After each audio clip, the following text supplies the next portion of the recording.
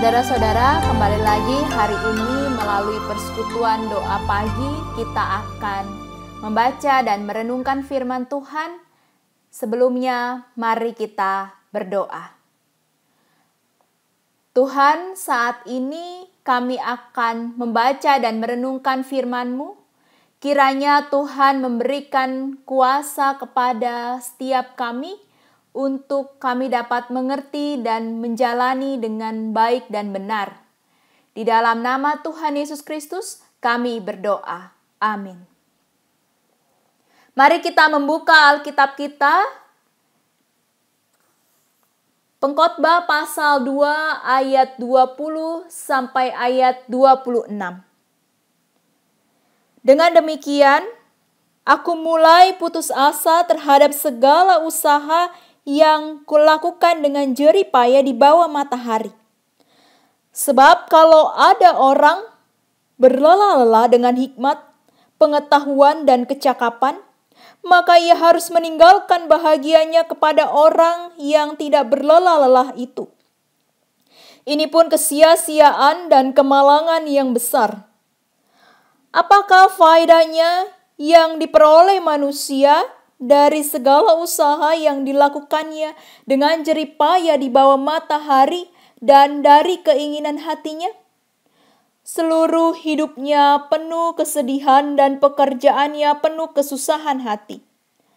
Bahkan pada malam hari, hatinya tidak tentram. Ini pun sia-sia. Tak ada yang lebih baik bagi manusia daripada makan dan minum dan bersenang-senang dalam jerih payahnya.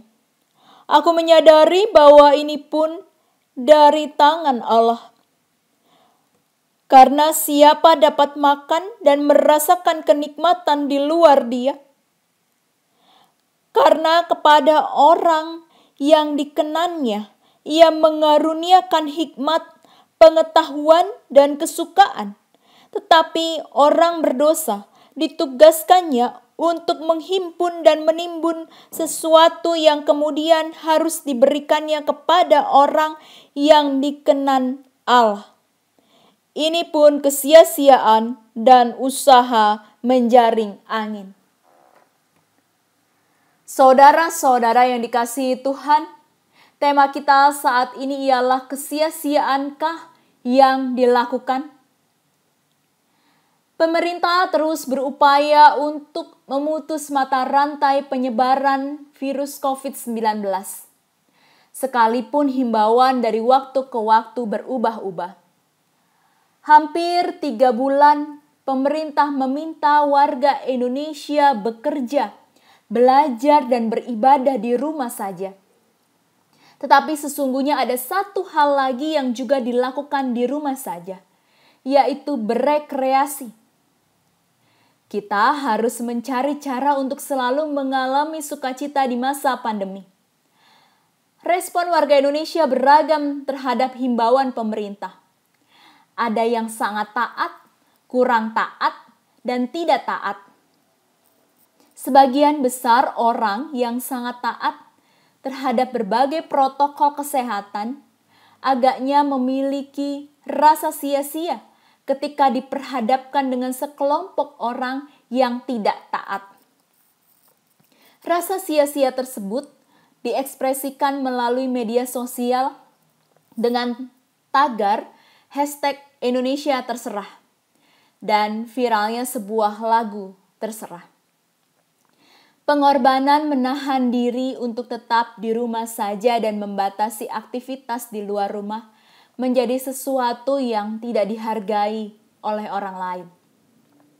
Benarkah usaha kita menahan diri untuk membatasi aktivitas di luar rumah menjadi sesuatu yang sia-sia?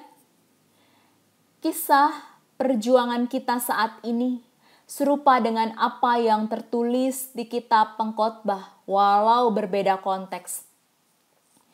Kitab Pengkhotbah berbicara tentang kesia-siaan dalam arti hidup yang fana. Sia-sia yang dimaksudkan bukan tanpa makna, tetapi mengingatkan akan kematian.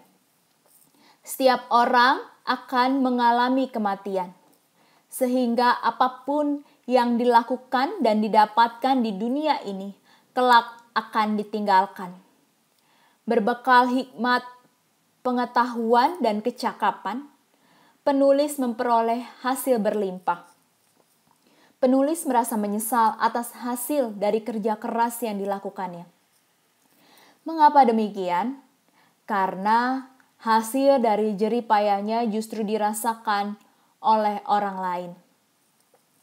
Apakah ini menjadi alasan untuk orang bermalas-malasan dan mengabaikan kesempatan yang Tuhan berikan?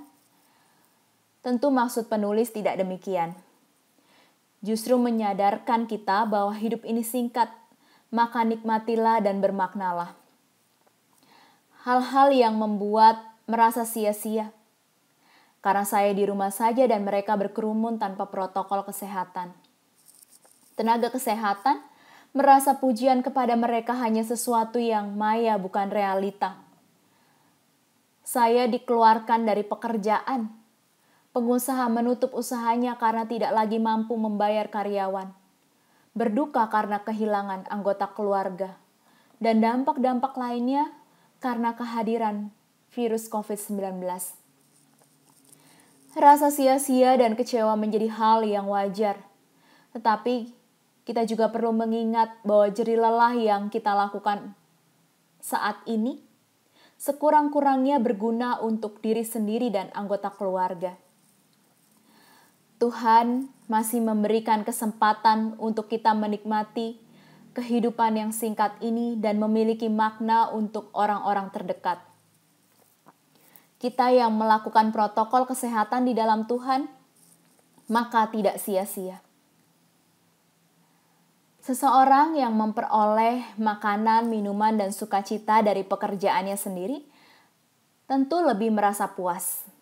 Namun perlu diingat jika semuanya itu berasal dari Tuhan. Begitu juga ketika kita dibekali hikmat, pengetahuan, dan kecakapan untuk tetap dapat makan, minum, dan sukacita hingga saat ini. Kita perlu terus mengingat itu semuanya berasal dari Tuhan. Kita bersyukur atas semuanya itu di tengah-tengah kekecewaan dan kesia-siaan melingkupi pikiran dan hati kita. Bekal hikmat, pengetahuan, dan kecakapan perlu ditindaklanjuti dengan kedewasaan rohani dan emosi, supaya tepat dalam menimbang dan memilih yang baik dan benar. Kita tidak dapat mengontrol orang lain, tetapi kita dapat mengontrol diri kita sendiri. Peristiwa pandemi COVID-19 membuat rasa sia-sia dan kecewa dapat dipandang sebagai buah dari belajar. Lakukan setiap bagian kita untuk memutus mata rantai penularan COVID-19. Bukan untuk mendapat pujian dan penghargaan, tetapi sebagai bentuk cinta kita kepada Tuhan dan sesama. Amin. Saudara-saudara, mari kita menaikkan doa syafaat kita. Mari kita berdoa. Tuhan, saat ini kami menaikkan syafaat kepadamu dengan segala kerendahan hati kami di hadapan sesama dan merendahkan diri di hadapan Tuhan. Kami berdoa untuk kehidupan keluarga Ibu Leli Diana yang masih di dalam keadaan duka. Kiranya Tuhan mau menolong dia, mau terus membantu hari-harinya untuk melepaskan dukanya. Kami pun juga berdoa Tuhan untuk umat-Mu yang sedang sakit, berpulih, dan lemah tubuh karena lanjut usia. Kami berdoa bagi Bapak Sujana, Ibu Dia, Bapak Nelson, Bapak Suharsono, Ibu Titi, Ibu Heti, Ibu Rita Borunainggolan, Ibu Tancitnyo, Bapak Limping Hing, Bapak Aan Sobandi, dan Ibu Kori Carolina. Kiranya Tuhan sajalah yang menolong dan juga dan juga memberikan pengharapan di dalam diri mereka. Kami berdoa juga untuk proses pelunasan pembelian tanah di GKI Cimahi. Kiranya Tuhan juga yang boleh turut campur di tengah-tengah kondisi yang sedang krisis ini. Kami berdoa untuk warga Indonesia yang dirumahkan dan terkena PHK. Kiranya Tuhan juga yang boleh cukupkan segala yang menjadi kebutuhan mereka melalui perpanjangan tangan Tuhan pada orang-orang di sekitar mereka. Dan kiranya Tuhan juga yang memberikan ide-ide yang baik untuk mereka dapat bertahan hidup. Kami pun juga berdoa Tuhan untuk kedewasaan rohani dan emosi bagi setiap warga Indonesia di dalam partisipasi mereka dalam memutus mata rantai penularan virus COVID-19 ini. Kami berdoa juga untuk kebijakan pemerintah dalam upaya memutus mata rantai penyebaran COVID-19. Berikan hikmat bijaksana di dalam diri setiap pemerintah. Kami pun juga berdoa untuk pengelolaan stres bagi anak-anak, remaja, pemuda, dewasa, hingga lansia. Kiranya Tuhan dapat memberikan cara-cara yang baik, cara-cara yang dapat menyukakan hati, supaya mereka dapat mengelola stres dengan baik di dalam masa pandemi ini. Kami pun juga berdoa untuk tenaga kesehatan dan anggota keluarganya, para karyawan rumah sakit, dan juga para pasien yang masih terus berjuang untuk dapat pulih dari virus COVID-19 ini. Kiranya Tuhan yang menolong.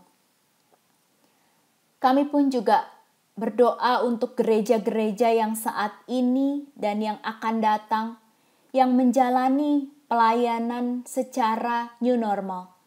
Kiranya Tuhan boleh berikan kami ide-ide yang baik, ide-ide yang boleh terus dapat memuliakan nama Tuhan di dalam segala pelayanan kami.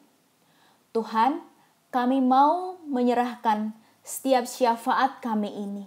Kiranya Tuhan saja yang terus menjadi pegangan hidup kami saat ini dan juga masa yang akan datang. Di dalam Putra Tunggal-Mu, Yesus Kristus, kami berdoa dan mengucap syukur atas segala pertolongan Tuhan.